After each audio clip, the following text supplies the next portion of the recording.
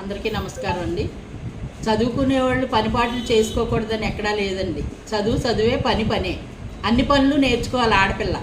అత్తవారింటికి వెళ్ళిన తర్వాత లేకపోతే విడిగా ఎక్కడ ఉద్యోగాలు రీత్యా కాపురాలు వెళ్ళిన తర్వాత ఇంకొకరిని అడిగి చేసే పనిగా ఉండకూడదండి. అన్ని పనులు అలవాటు చేసుకోవాలి. ఆ టైం కొంత కేటాయించుకోవాలి. కొంత వంటకు ఉండాలి, కొంత చదువుకు ఉండాలి, కొంతేమో వేరే యాక్టివిటీస్ ఏమైనా ఉంటే వాటికి ఉండాలి, కొంతేమో మన పూజ పునస్కారానికి కూడా కేటాయించుకోవాలి. అప్పుడు బాగుంటుందండి.